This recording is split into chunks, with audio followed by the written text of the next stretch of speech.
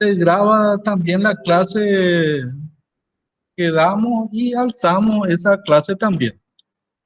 Pero ya la clase del día ya va a ser más activa porque ustedes ya tienen que ver esa grabación y consultar algunos textos. Los textos todavía no sé si le envió ya el ingeniero Morel los textos del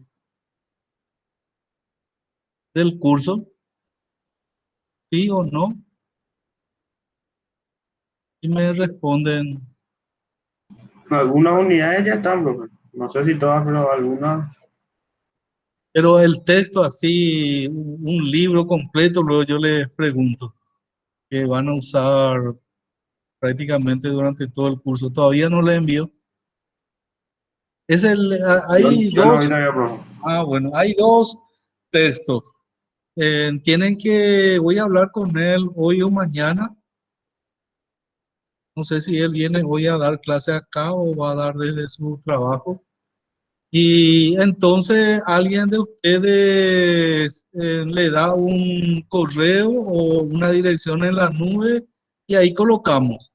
Porque son PDF que los muchachos bajaron de internet y no podemos estar pasando así nomás en el aula, sin permiso del autor, porque está prohibido eso. Como ustedes saben, ¿verdad? Que le va a ayudar a hacer su apunte y recopilación de datos para poder estudiar mejor. Bueno, ya saben los objetivos de la asignatura, ya vieron con el ingeniero Andrés González y también vieron los conceptos de estación, subestación y puesto de distribución. Nosotros en este curso vamos a dar hasta el puesto de distribución, que es el conjunto de instalaciones electromecánicas que sirve para transformar la energía eléctrica de media tensión a baja tensión. El puesto de distribución, ha de ser que ya más o menos ya saben, es el transformador con todas sus protecciones que está colgado por una columna ahí en algún lado del barrio de donde viven. Habrán visto ya eso. Entonces, ese es el puesto de distribución. Nosotros hasta ahí, hasta que vamos a ver en este curso. La materia, como le habrá dicho ya el ingeniero González, no es difícil, es nada difícil, pero el programa es extenso. Como ustedes ya habrán visto, el programa está ahí el en PowerPoint, es bastante extenso, ¿verdad? Entonces tienen que leer bastante ya del principio para ir teniendo los conceptos y que no dejen para última hora. El, el examen posiblemente va a ser hasta la clase que va a dar el ingeniero Andrés González, ya le aviso, hasta instalaciones trifásicas, la parte de teoría. O sea que es teoría, ¿verdad? Pero también nosotros vamos a desarrollar ejercicios con ustedes. Y esos ejercicios también van a formar parte del examen. Por eso, cada vez que termina una unidad, nosotros le enviamos un ejercitario para que ustedes hagan y resuelvan. Pueden consultar con nosotros y ya ustedes saben que eso tiene una calificación los trabajos prácticos. A la par, ya están desarrollando el capítulo de protecciones con Morel y con Torres. Ven que como que el programa es muy extenso. No podemos dar solamente el ingeniero González y yo la teoría y dejar de lado los otros temas. Entonces empezamos capítulos que son totalmente distintos, el 1, la unidad 1, la unidad 2, la unidad 3, y Torre y Morel están empezando desde la unidad 8. Y después la unidad 9, instalaciones eléctricas, hasta que todos se encuentran en un punto y terminamos el programa de la materia. Entonces en el parcial también se va a incluir el temario que ellos están desarrollando. Y eso ellos van a definir hasta qué punto se va a tomar el parcial, y después yo hago el temario. El objetivo de este curso no es tanto que ustedes conozcan la ciencia de la electrotecnia y de los circuitos eléctricos y de las instalaciones electromecánicas, sino que es conocerlo más en forma general y en forma práctica. No vamos a dar la materia esta como le damos a la gente de electromecánica, que deben manejar la ciencia de los circuitos eléctricos, de las instalaciones y demás cosas. Con ustedes vamos a hacer algo más práctico, que les va a servir a la hora de la verdad en sus trabajos de las obras civiles, porque toda obra civil tiene una parte eléctrica. Eso es categórico. Entonces, para que puedan manejar también esa parte, le estamos dando las bases necesarias. Después, si quieren aumentar más conocimiento, pueden comprar más libros o hacer otro curso y aumentan sus conocimientos sobre las instalaciones eléctricas. Por eso es importante que lo que les damos en este curso aprendan bastante bien. Y en las obras pequeñas entonces no van a tener problemas. Y tampoco van a tener problemas en la siguiente materia del curso que viene del otro semestre, porque tienen también una materia donde tienen que hacer un proyecto de instalaciones eléctricas. Por eso en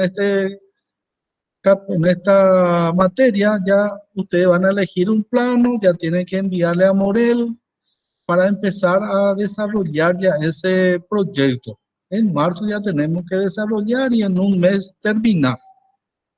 Porque yo sé bien, yo fui alumno también acá de esta facultad, que cuando empiezan los parciales ya uno no tiene más tiempo. Y otra cosa, a partir del séptimo semestre muchos ya están trabajando.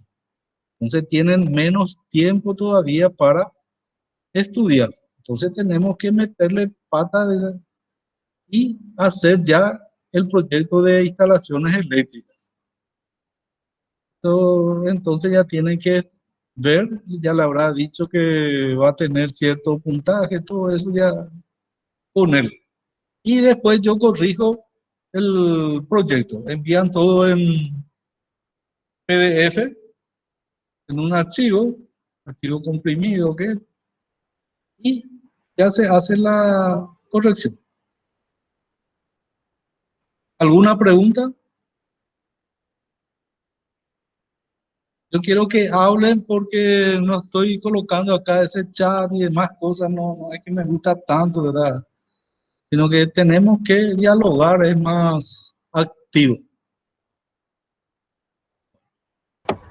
Ninguna pregunta, profe. Ninguna. Perfecto, qué bueno. Entonces, nosotros vamos a ver ahora corriente alterna monofásica y los circuitos eléctricos. Con la corriente continua ya no vamos a ver más ningún tema, ya dejamos de lado, porque en todas las instalaciones tenemos corriente alterna. Algunas que otras instalaciones industriales se tiene la corriente continua, pero en las obras civiles normales todo es alterno. Para generar una corriente alterna necesitamos un campo magnético, una espira o varias espiras, y una máquina que haga girar esta espira. ¿Por qué? Porque para generarse se necesita que sobre las espiras se influencie un campo magnético variable. Entonces hacemos girar la espira y se induce una tensión. Esa tensión tiene una forma senoidal, como ya habrán visto en las grabaciones. Y tenemos acá, E es igual a E0, seno de omega t, es senoidal, la tensión. Entonces, la espira gira dentro de un campo magnético. En la realidad, un generador se comporta o se construye totalmente al revés de lo que está acá. Lo que gira en el generador, que vamos a ver más adelante, es el campo magnético y se mantiene constante la espira. Pero en todos los textos de estudio van a ver este circuito que es el más común donde se genera la corriente alterna. Pero ya vamos a ver que tienen que saber lo práctico ustedes, que en la realidad la espira está quieta en un generador y el que se mueve es el campo magnético, que puede ser por medio de un imán o electroimán. Y se genera una tensión de forma senoidal. ¿Por qué nosotros queremos una tensión de forma senoidal? Porque hay distintas formas de onda. Onda cuadrada, onda triangular, onda diente de sierra. Ninguno de ustedes se hizo esa pregunta. ¿Por qué se crea esta forma de onda senoidal?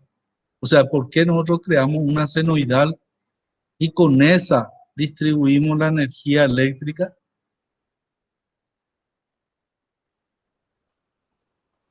Es por algo muy importante.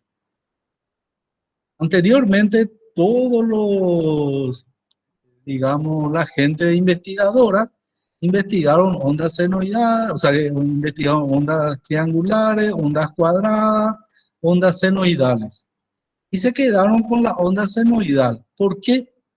Porque al tener una tensión de forma de onda senoidal y al conectarle resistencias, capacitores y bobina, la corriente que circula por el circuito también es senoidal, pero con un ángulo de desfase. Por eso no se altera la forma de onda, sigue siendo senoidal. Entonces yo tengo mi tensión senoidal acá, tenemos una figura, 10 volts de pico a pico 20 me dice, esa es la tensión. Y le aplico esa tensión a una resistencia y va a circular una corriente y esa corriente también va a ser senoidal. No se distorsiona la onda original de tensión.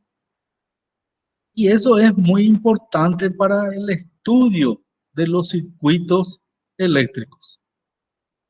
Es muy importante, porque eso no sucede. Si yo tengo una onda triangular o diente de sierra y le aplico a un capacitor, la corriente que circula por el capacitor ya no es más diente de sierra ni triangular, se distorsiona totalmente. Por ejemplo, si mi tensión es de forma triangular, mi corriente ya es de forma diente de sierra. Yo le doy un ejemplo. Es cuestión de sentarse y hacer la matemática. Ustedes saben más de matemática que de mí. Yo ya olvidé la gran parte, ¿verdad? De eso. Y hablando de matemática, la facultad antes de nuestra época con Andrés González y yo se denominaba Facultad de Ciencias Físicas y Matemáticas. Me causa risa y a él también, ¿verdad? Y daba el título de ingeniero. La matemática nos llenaba del primer curso hasta el tercer curso. Era pura matemática, qué bárbaro. Pero, y después se cambió, por suerte, como debe ser.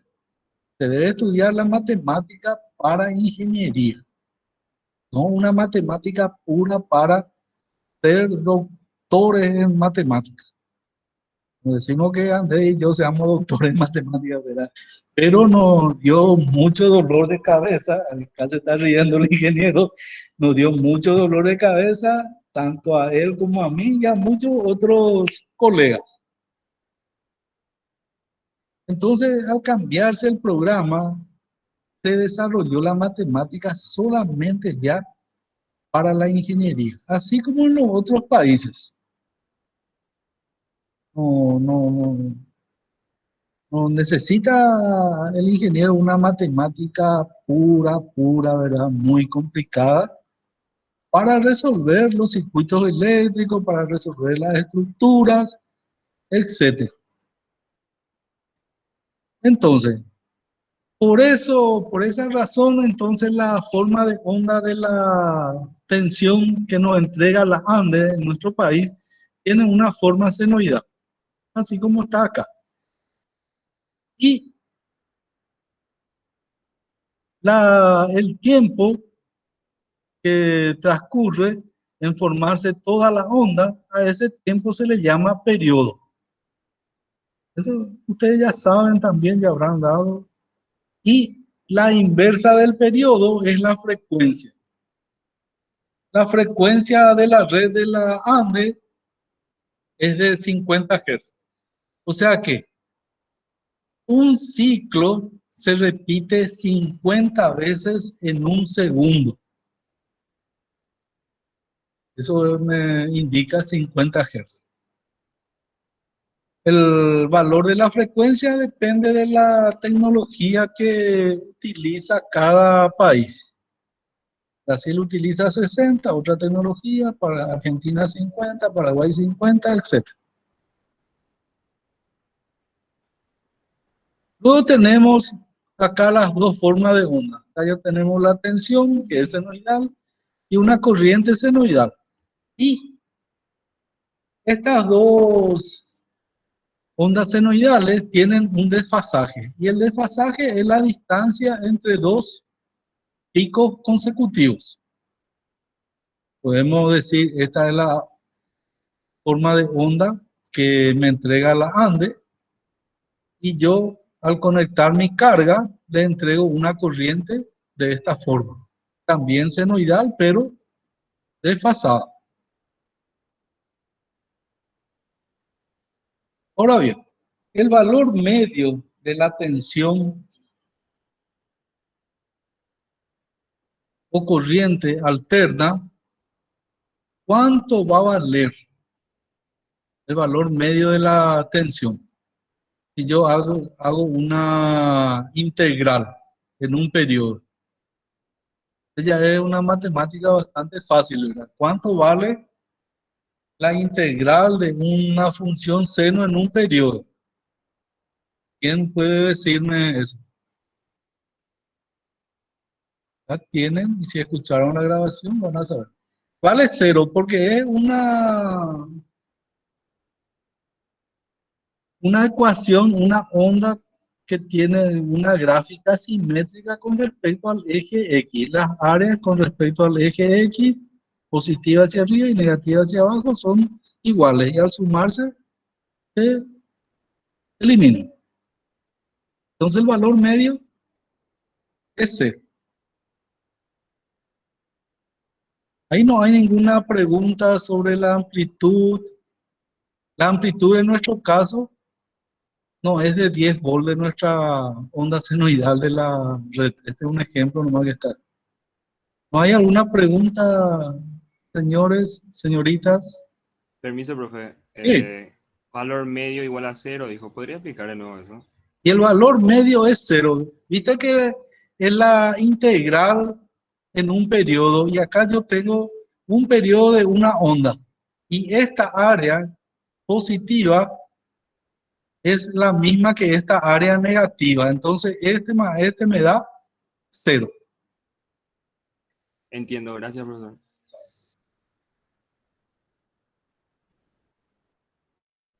Ahora bien, este sí ya, el valor medio habrán estudiado en álgebra, ¿verdad?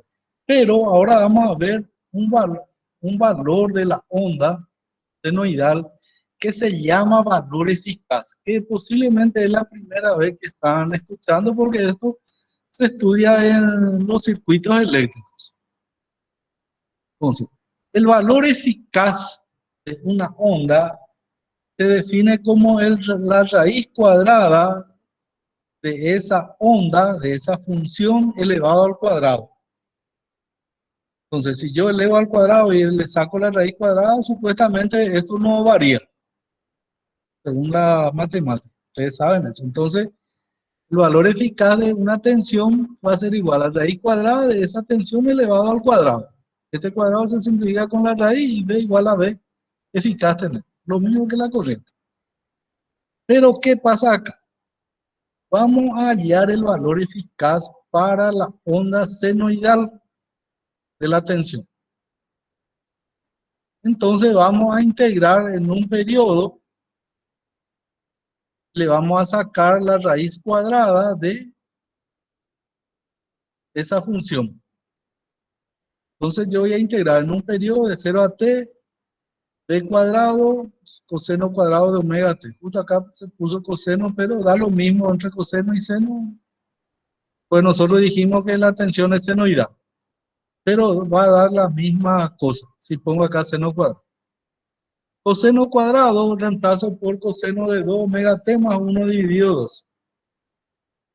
Y después de fáciles transformaciones, esto es igual a b cuadrado sobre 2. Mi tensión eficaz, que es esto, está elevado al cuadrado, saco la raíz cuadrada de ambos miembros y me queda que el valor eficaz es la tensión máxima dividido raíz de 2. Y esta tensión eficaz es la tensión eficaz que miden los instrumentos.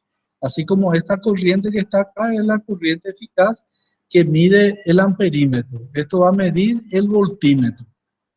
Los amperímetros y voltímetros no miden los valores picos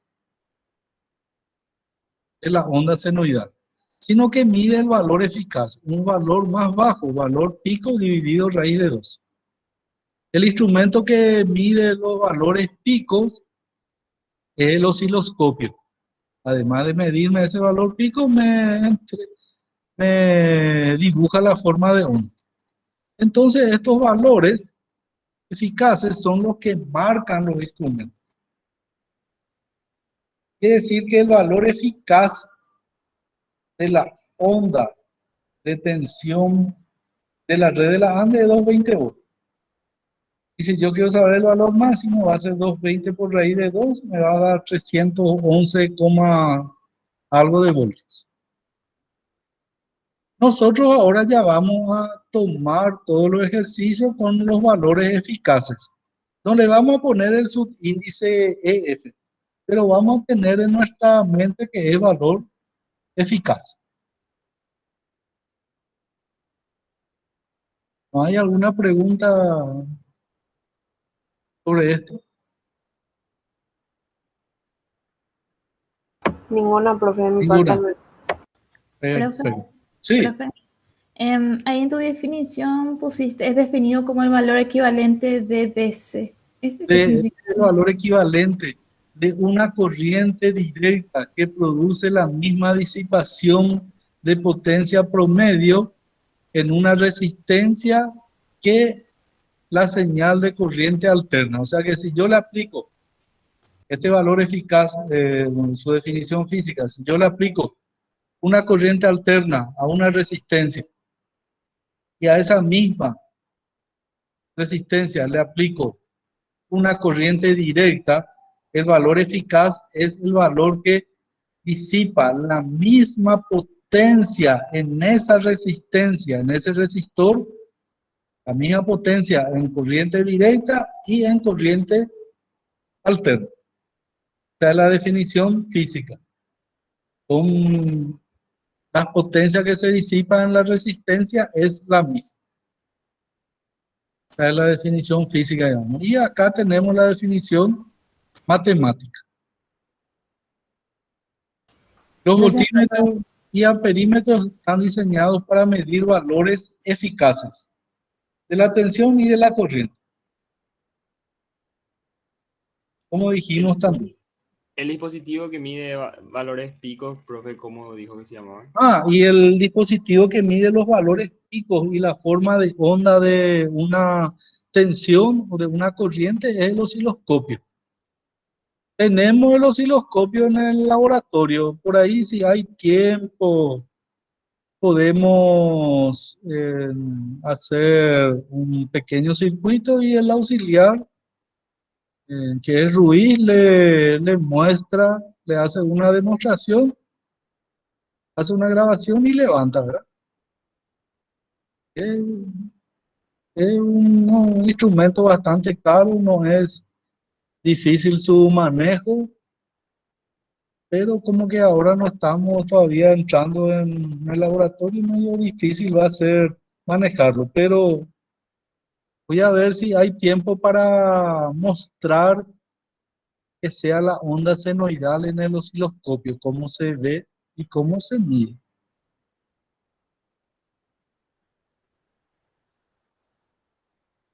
Y ahora ya entramos en los circuitos. Yo tengo un circuito de corriente alterna. Este es el símbolo de la corriente alterna. Un círculo con un dibujo de una onda senoidal. Esta es la fuente de tensión. Y esta tensión alterna le aplico a una resistencia pura, a una resistencia ideal, va a circular una corriente por la resistencia. Entonces, la corriente iba a ser igual a la tensión E dividido la resistencia por ley de Ohm. Y E es una función senoidal, E igual a sub 0, seno de omega t, dividido R. E sub 0 sobre R va a ser la amplitud I sub 0 de mi corriente. Y seno de omega t se queda otra vez seno de omega t. ¿Qué significa este omega t? Omega t es igual a 2, omega es igual a 2 por pi por la frecuencia de la red. Es la velocidad angular. La tensión y la corriente son vectores rotativos o fasores, también le llaman algunos textos. Entonces, a esta omega por eso se le llama velocidad angular y son vectores que rotan o giran en el sentido contrario de las manecillas del reloj. Vamos a ver el ejemplo más adelante. Si yo voy a graficar la tensión E y la corriente I en un eje X e Y o TR o TBR, voy a tener la forma senoidal de la onda de tensión, que es la roja. Pero I es también senoidal multiplicado por un factor que puede ser mayor o menor. Acá se dibujó mayor. Entonces, cuando la tensión es 0, mi corriente también es 0. Estoy en este punto. Mi tensión aumenta, mi corriente aumenta. Mi tensión es máxima, mi corriente es máxima. Baja mi tensión y baja mi corriente. Mi tensión es 0, mi corriente es 0. Se vuelve negativo la tensión, también se vuelve negativa la corriente. Entonces se dice que la tensión y la corriente en una resistencia están en fase, porque las formas de variación de las dos ondas es un seno. Solamente se diferencia en la amplitud de esa función. Si yo voy a graficar en forma de vectores, voy a tener como que los dos están en fase, voy a tener la tensión en el eje X y mi corriente en el eje X también. Están en fase significa que el ángulo que forma la tensión con mi corriente es 0 grados. Entonces están en fase.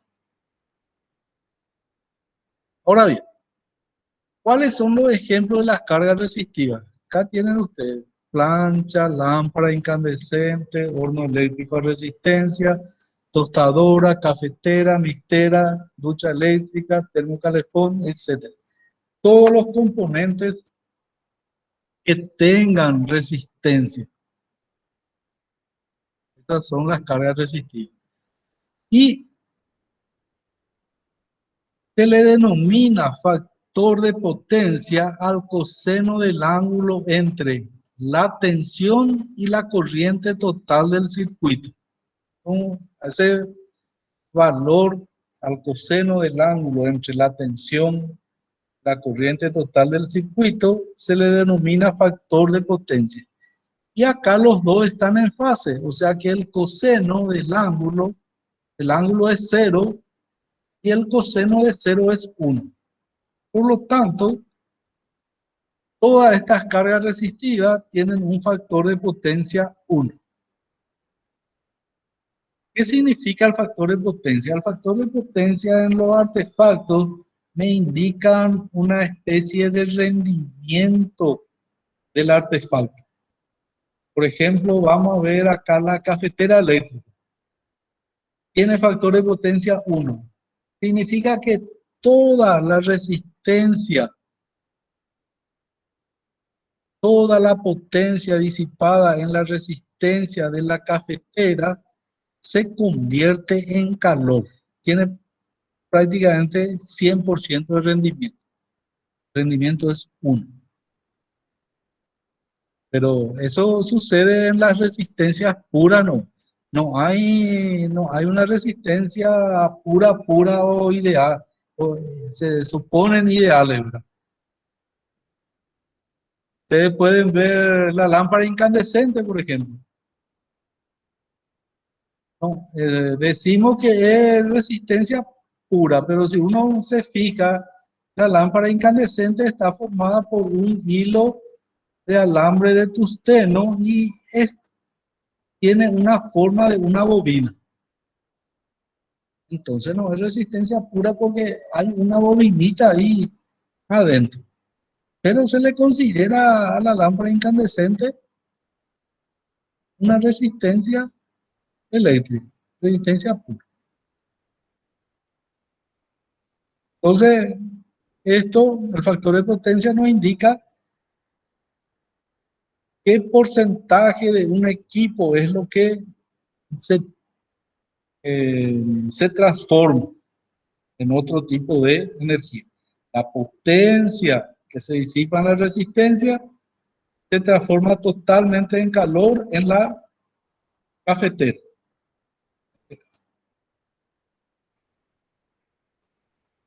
Y como habíamos dicho hace rato, la forma de onda de la tensión es senoidal y la corriente sigue siendo senoidal, no se distorsiona. Por eso es lo que se usa la onda senoidal. Ahora bien, cuando tenemos una bobina o una autoinductancia, la bobina lo que crea es un campo magnético, guarda energía en forma de campo magnético. Entonces yo tengo mi tensión senoidal, le aplico esa tensión a la bobina y aparece una corriente. La tensión menos la tensión en la bobina es 0.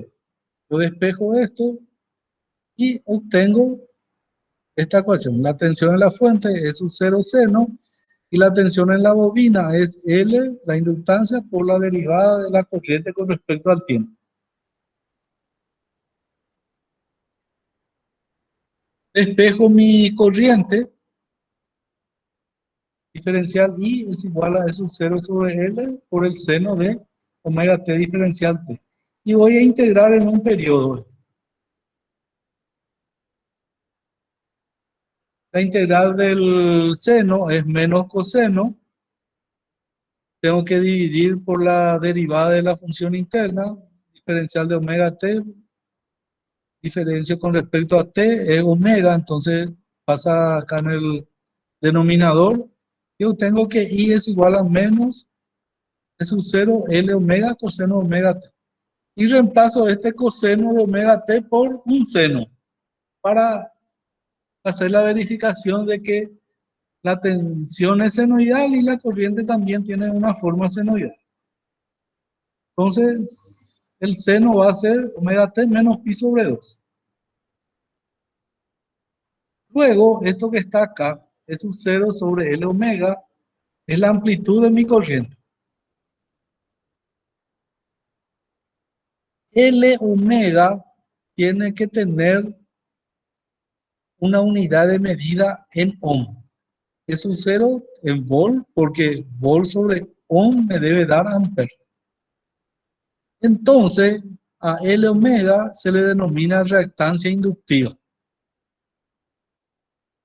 XL igual a L por omega o L por 2 pi por la frecuencia. Y se mide en ohm.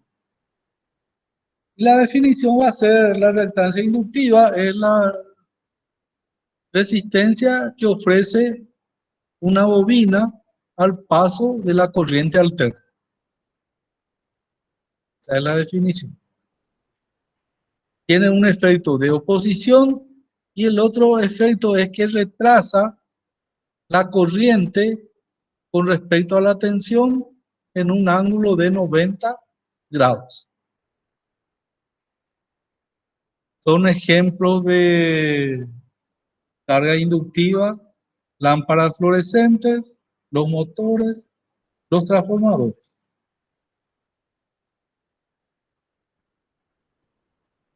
Entonces acá tenemos ya un concepto que tenemos que, dos conceptos ya tenemos. En carga resistiva, la corriente está en fase con la tensión. En carga inductiva, la corriente está atrasada 90 grados con respecto a la tensión. Entonces, si mi corriente es esta que está en rojo,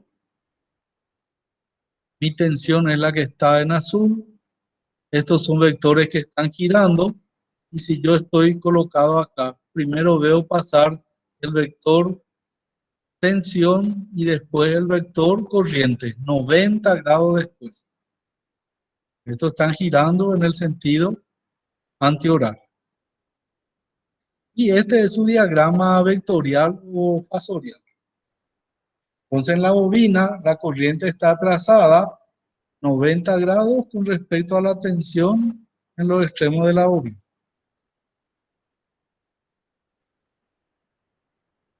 ¿Hay alguna pregunta? No, profe, ninguna. No. No, profe, ninguna. Entonces, esta es la tensión, la de azul, y la corriente es la de rojo.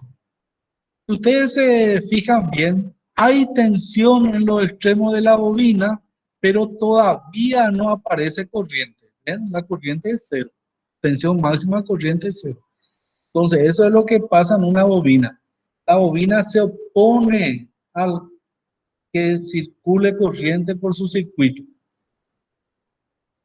Entonces, eso es algo medio raro, ¿verdad? Pero tiene mucha tensión en los extremos, pero no hay corriente en la bobina. Entonces, se cumple en una bobina. Acá matemáticamente sacamos. A medida que baja la tensión, la corriente va aumentando por la bobina. ¿Ven acá? Baja la tensión y la corriente va aumentando. llega a un valor cero la tensión y hay una corriente máxima. Parece medio raro, ¿verdad? Pero así se comporta una bobina ideal. Es muy difícil encontrar bobinas ideales, ¿verdad? Los bobinados de los motores tienen resistencia, los bobinados de los transformadores tienen resistencia, la reactancia del fluorescente tiene también resistencia, etc. Un poco difícil. Esto es para la bobina ideal.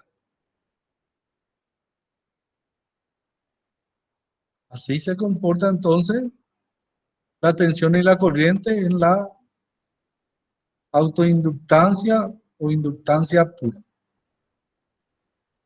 Ahora la siguiente carga. Un capacitor al cual aplicamos corriente alterna.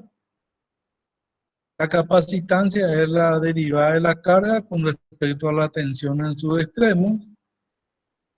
El diferencial carga es la corriente por el diferencial T.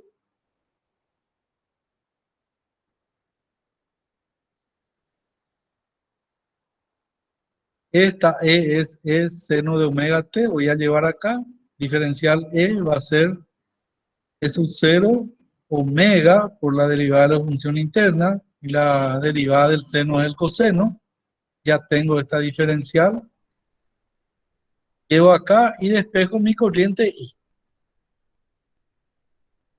Y saco que la corriente I es E sub 0 sobre 1 sobre C omega. Por el seno de omega T más pi sobre 2. Quiere decir que la corriente se adelanta 90 grados con respecto a la tensión en los extremos del capacitor. Y como hace rato, 1 sobre omega C tiene que tener unidad de medida de ohm, porque esto es ampere. Es 0 sobre 1 sobre omega C es ampere. Y entonces este valor es denominado reactancia capacitiva. Y su definición física va a ser la oposición que ofrece el capacitor al paso de la corriente alterna. ¿Por qué oposición? Porque está medido en ohm también. Y acá vamos a ver lo que ocurre en la realidad. Si yo tengo mi onda de tensión, que es esta, que está en rojo,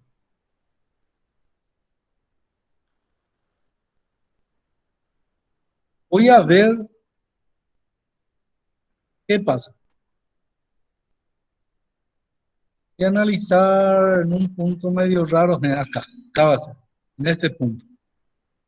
Acá yo tengo una tensión que es igual a 0 volt, pero mi corriente ya tiene un valor máximo. Y eso es lo que sucede en el capacitor. Justo en el instante en que yo le doy el valor de tensión, mi corriente ya salta a un valor máximo. Mi tensión es 0, digamos, o casi 0, pero mi corriente ya tiene un valor máximo. Hay un pico de corriente. No, es como la bobina. Totalmente lo contrario. Y luego, a medida que va aumentando la tensión, la corriente va bajando. Cuando la tensión es máxima, la corriente quedó en 0. Ahí la gente suele decir que el capacitor se cargó completamente y se abrió el circuito. Generalmente eso es lo que sucede en la corriente continua. Y después continúa la misma cosa, pero hacia el lado negativo. Entonces lo que nosotros acá vemos es que la corriente se adelanta a la tensión pi sobre 2, 90 grados. Cuando la tensión es 0, ya hay corriente. Y el diagrama fasorial va a ser este. Lo que está en rojo es la tensión y a 90 grados está mi corriente en el capacitor. Y estos son fasores que giran en el sentido antihorario. Como que la corriente está adelantada, si yo estoy en esta parte, primero veo pasar el vector corriente y luego el vector tensión. ¿No hay alguna pregunta sobre esto? Profe, viste que Sí. dijiste acá que la corriente se adelanta cuando tenemos una carga capacitiva y Sí. en el otro se retrasa entonces. La corriente se retrasa, acá se adelanta porque yo tengo tensión cero y ya salta una corriente máxima, ¿ves? Acá por la curva. Y en la bobina yo tengo, en la bobina mi tensión es esta, está bien, mi corriente es esta la que está en rojo y mi tensión es la que está en azul. Se atrasa, les dije, hay tensión máxima, pero mi corriente es cero. No hay todavía corriente. Después de que mi corriente empiece a bajar, ahí está aumentando. Después de que mi tensión empiece a bajar, ahí aumenta mi corriente. Por eso es lo que decimos que se atrasa. ¿Y cuánto se atrasa? Por la matemática veo que se atrasa 90 grados. Y acá veo que se atrasa porque hay tensión máxima, corriente cero.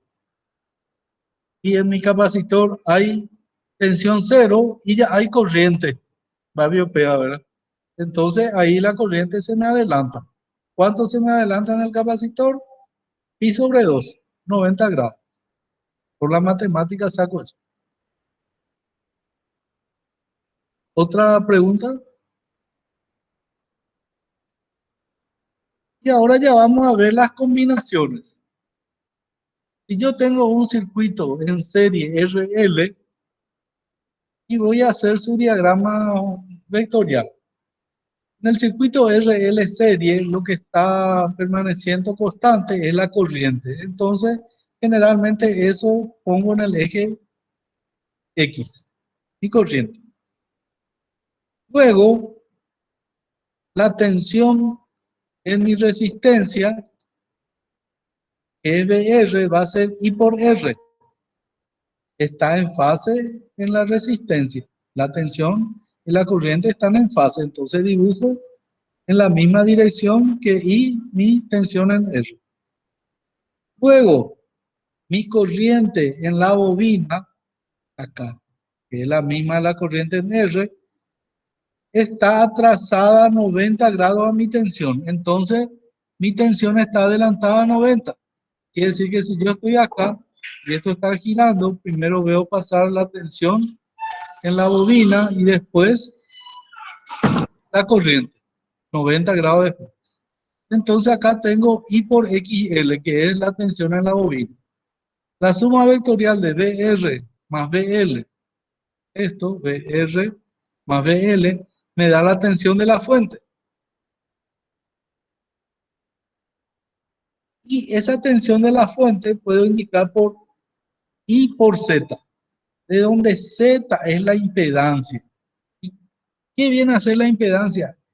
Es la resistencia total del circuito en corriente alterna, donde en esa resistencia total ya tenemos la influencia de la parte resistiva, de la parte reactiva inductiva, que es XL, y la parte reactiva capacitiva, que es XC. Entonces esa es la impedancia.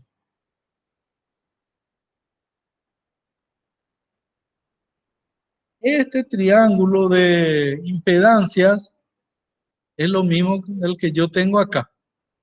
Entonces es un triángulo rectángulo y puedo sacar que Z es igual a raíz cuadrada de R cuadrado más XL cuadrado. VR I por R, BL I por XL y BT I por Z. Yo puedo simplificar todas las I y me queda Z, XL y R. Y el ángulo entre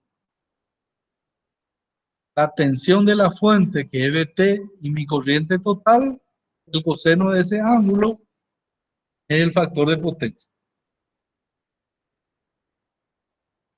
¿Se entiende el diagrama?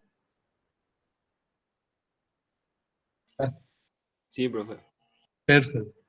Y después hacemos lo mismo, un circuito RC serie. Acá solamente va a variar el sentido de mi tensión en el capacitor. La corriente es la misma porque están en serie. Mi corriente en el capacitor se adelanta 90 grados a la tensión en el capacitor. Entonces yo tengo un triángulo, pero hacia abajo. Y el ángulo phi es negativo. Entonces el coseno de este ángulo, que es el que forma la corriente total con la tensión de la fuente, es el factor de potencia. Y cuando tengo un circuito RC serie, tengo esta fórmula.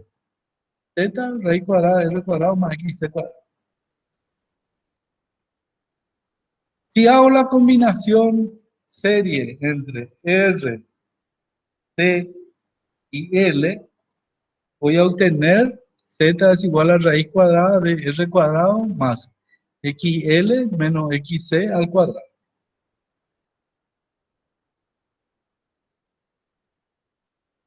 Y siempre es senoidal. La tensión senoidal, la corriente senoidal. Acá está en coseno nomás, pero eso no importa. Si hacemos circuitos en paralelo, que son los circuitos que realmente se usan en las instalaciones eléctricas, todo está en paralelo, lo que se mantiene constante. Entonces, el circuito RL paralelo, la corriente en la resistencia está en fase con la tensión. Y mi corriente en la bobina está desfasada 90 grados en atraso, entonces está hacia abajo, con respecto a la tensión de la fuente. Luego, IR más IL me da I total. Acá este tiene que salir de acá. De acá, acá.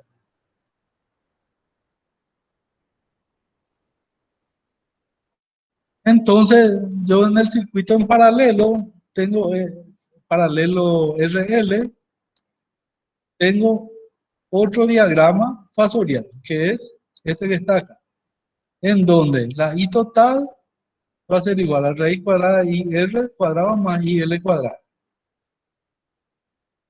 El coseno del ángulo que forma la corriente total con respecto a la tensión, ese es el factor de potencia. Eso es lo que tienen que acordarse siempre, que es la corriente total, el coseno del ángulo que forma la corriente total con la tensión de la fuente, ese es el factor de potencia. Corriente total, no la corriente por una rama más.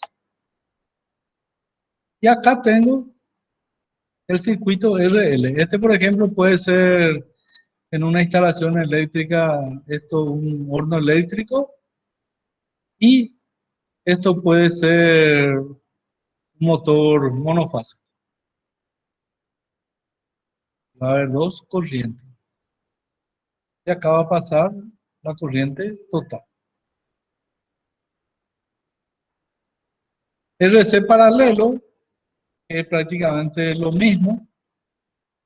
Tengo como base la tensión porque es lo que se mantiene constante en el circuito en paralelo. Y R está en fase con la tensión, V sobre R. La corriente en el capacitor está adelantado 90 grados, entonces va a estar hacia arriba. Luego, IC más IR me da I total. Entonces acá tengo mi triángulo de corriente o de impedancia. Y este va a ser el ángulo phi entre la tensión de la fuente y mi corriente total. Y acá tengo el circuito.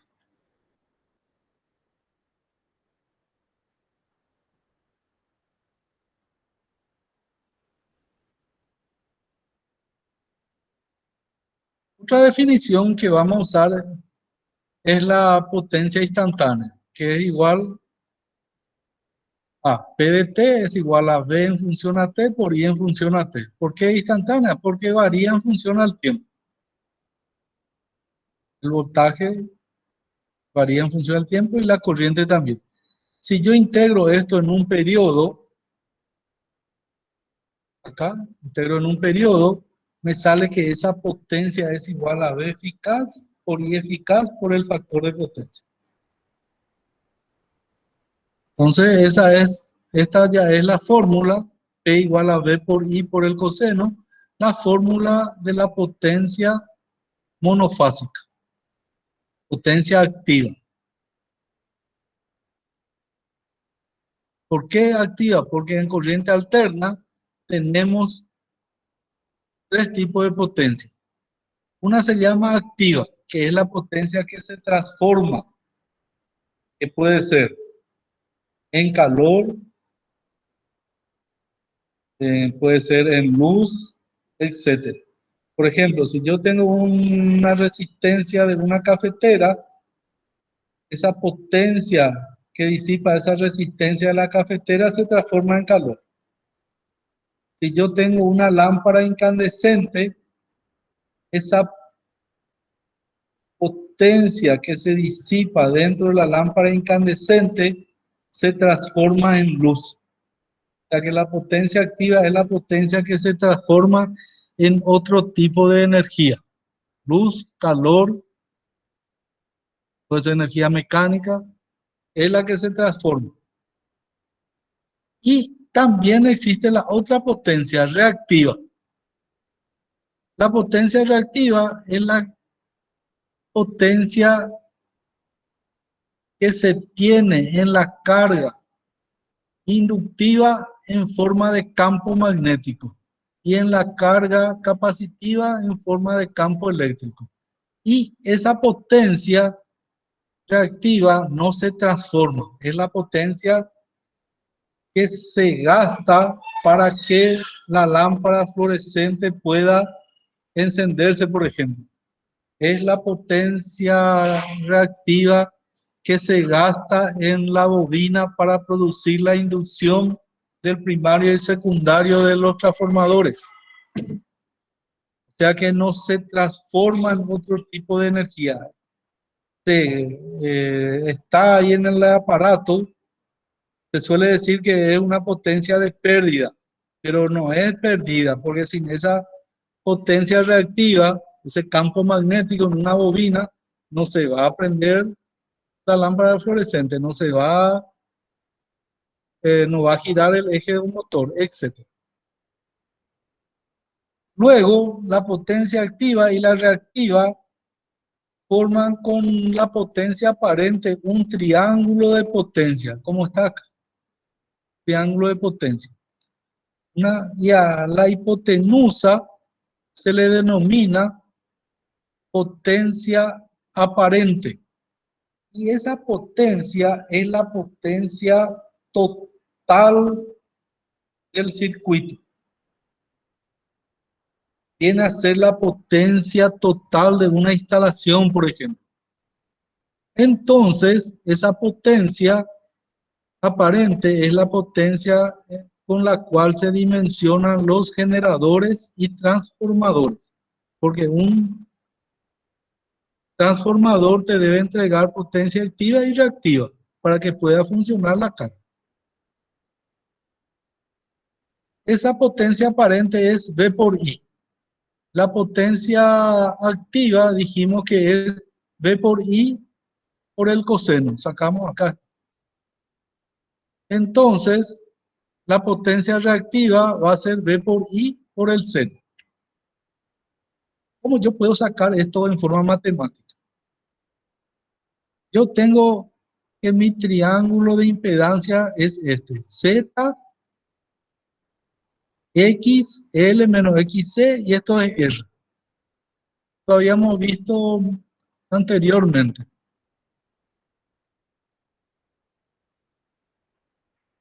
¿Dónde está?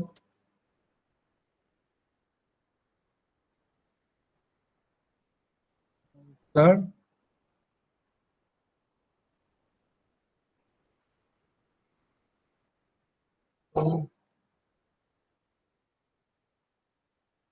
Este por ejemplo. Tengo R, X, C y Z. Este. R, X, L y Z. Entonces, si a esto yo le multiplico corriente, corriente, corriente, como que está en serie, R por I es BR. XL por I es BL. Y Z por I es B de la fuente. Si yo le vuelvo otra vez a multiplicar a ese triángulo, como se hizo acá, le vuelvo a multiplicar otra vez por I. Ya voy a tener B por I. Y eso es la potencia aparente. A esto le multiplico I otra vez. R por I cuadrado, que es la potencia que se disipa en una resistencia. Y X por I cuadrado, que es la potencia reactiva. Entonces acá yo tengo mi trío de potencias. Y estas tres fórmulas es la que yo debo saber de memoria. No es nada difícil. S igual a B por I, P igual a B por I por coseno del ángulo, y Q es igual a B por I por el seno de este ángulo. Y con eso yo resuelvo todos los problemas.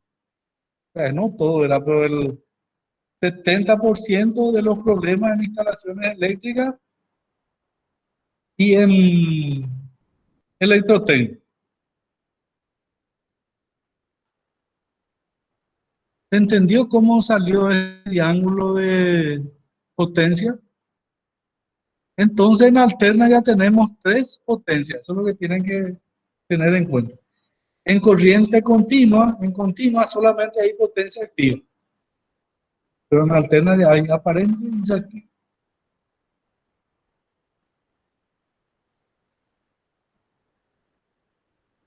Cuando tenemos una carga capacitiva, generalmente se coloca el ángulo con negativo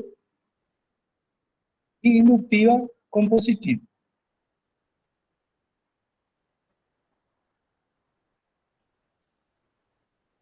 No sé si hay alguna pregunta.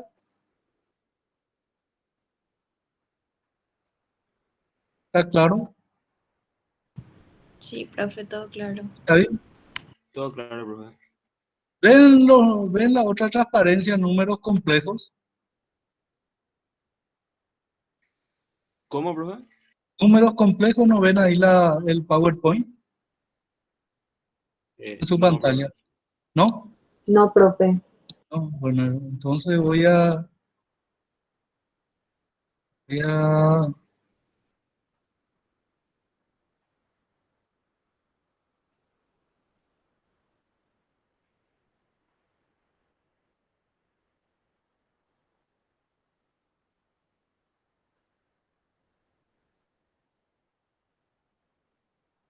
se me fue.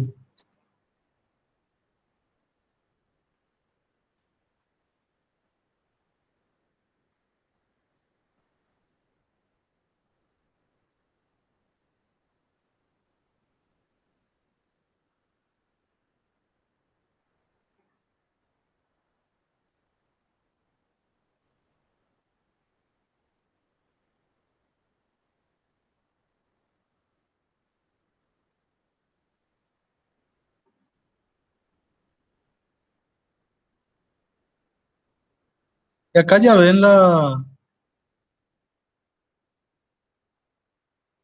ya números complejos. Sí, profe. Sí, profe. Ahí está. Bueno, esto tenemos que ver, este número complejo es una teoría matemática que se utiliza para resolver los circuitos eléctricos. Vamos a ver esto y dejamos la clase, porque la próxima clase ya vamos a ver la resolución de los circuitos. ¿Qué es un número complejo? Un número complejo es un número parecido a los vectores. donde se tiene dos ejes ortogonales, X e Y, donde en el eje X se coloca la parte real de ese número y en el eje Y se coloca la parte imaginaria de ese número. Y acá tenemos un ejemplo, 3 más y 4, dice. Es un número complejo. ¿Por qué se le denomina número complejo o número imaginario? Porque esta I o J, como está en otros textos, es igual a raíz cuadrada de menos 1. Y ustedes saben que raíz cuadrada de menos 1 no existe. De ahí es imaginario, se le llama. Pero si no se trabaja con números imaginarios, los circuitos eléctricos no se pueden resolver. Entonces, solamente con esta matemática podemos resolverlo. Entonces, acá va a estar 3 en el eje X y en el eje Y se coloca la parte imaginaria, 4.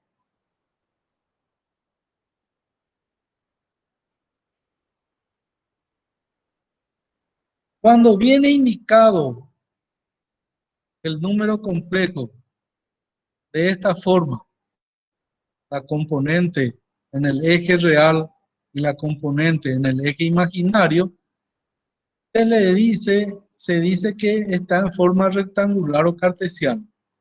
X el eje real y el eje imaginario. También puede venir indicado en forma polar. En forma polar, ¿cómo es? Viene indicado por el módulo y el ángulo con respecto al eje X. Por ejemplo, 5, 30 grados. 5 va a valer la hipotenusa de este triángulo y 30 vale este ángulo.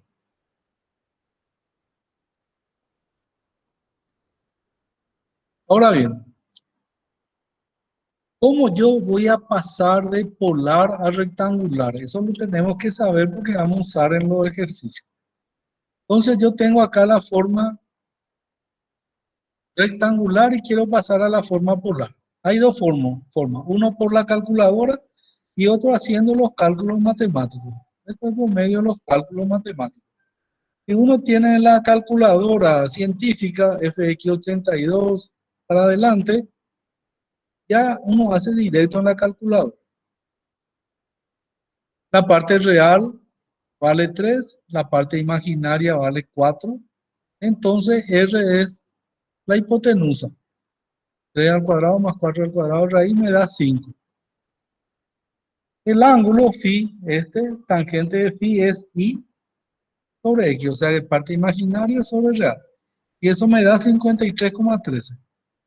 Entonces, puedo escribir 5 con ángulo de 53,13. Así de fácil. Si yo quiero hacerlo por medio de la calculadora, es mucho más rápido. Ustedes pueden probar esto ahora, mañana o pasado, cuando tengan tiempo. Pasar un número complejo de la forma rectangular a la polar. 4 menos y 3. Entonces esto yo debo pasar en polar. Y tengo que colocar mi calculadora en polo. Cargo el 4, coma del sistema, luego pongo la parte imaginaria con su signo, menos 3. Cierro el paréntesis, igual. Y ahí ya me sale el ángulo, el módulo y el ángulo. Así de fácil. Y acá tienen para hacer la inversa. Y lo que tienen que practicar es los ejercicios. Esto practiquen ya porque vamos a hacer ejercicios en la próxima clase. Para hacer la suma de dos números complejos, tienen que estar en la forma cartesiana. Y acá está el ejemplo. Si yo quiero multiplicar dos números complejos, tiene que estar en la forma polar. ¿Cómo se hace el producto? Se multiplican los módulos entre sí. La Z1, su módulo es 3, Z2, 5. 3 por 5, 15. Y se suman los ángulos con su signo. 10 más menos, o sea, 30 más menos 10 me da 20. Así de fácil. El cociente. ¿El cociente cómo se hace? Z1 dividido Z2. Se dividen los módulos de los dos números complejos entre sí. Y se resta el ángulo del numerador menos el ángulo del denominador. Entonces va a ser 30 menos 10 me da 40. 10 dividido 5 me da 2. Entonces, así se hace la división de los números complejos. ¿Por qué quiero saber la matemática en los números complejos? Porque con esto voy a resolver los circuitos. La impedancia, acá tienen los ejemplos para hacer. La impedancia es un número complejo. Y se coloca encima de la Z un redondito que me indica número complejo. La tensión y la corriente habíamos visto que son vectores o fasores vectores rotativos o fasores.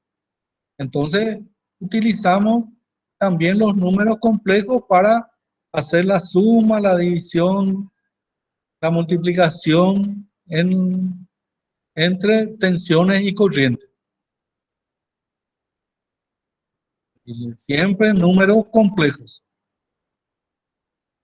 Entonces tenemos que entender bien estos números. También les pasé la grabación de la parte de la impedancia compleja. Eso quiero que que escuchen también ahora cuando tengan tiempo. Entonces, ya para hacer los ejercicios, la próxima clase. Voy a enviarle dos o tres ejercicios resueltos para que ustedes tengan idea, grabado por supuesto, paso por paso, y después ya empezamos a hacer los ejercicios en la clase del próximo miércoles. ¿No hay alguna pregunta?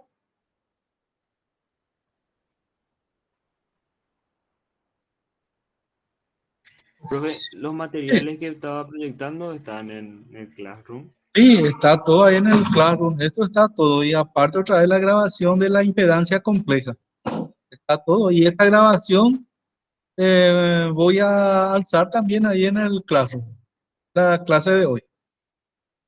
Gracias, profe. Bien. Siempre voy a enviar una grabación unos días antes, 5 o 6 días antes de la clase que se va a desarrollar ese día. Así también va a ser el ingeniero González, para que ustedes escuchen esa grabación y ya vengan con los conocimientos, con mucho conocimiento a la clase. Es lo que la profesora le llama clase invertida. ¿Otra pregunta? Si no hay más preguntas, entonces vamos a dejar acá la clase. Buenas tardes, hasta el próximo miércoles. Gracias, profe. Gracias. Buenas tardes, profe. Buenas tardes, chao. Gracias, profe. Gracias, profe. Chao. ¿Qué hora empieza la clase de práctica? Y y acá recién llegó Torres, pero volvió a salir del laboratorio. ¿Cómo que ahora empieza?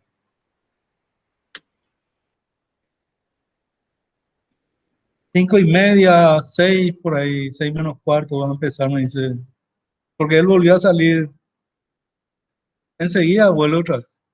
Estamos acá en la facultad nosotros. Estén atentos nomás ya. Bueno, gracias, profe. Merienden algo livianito y quédense atentos.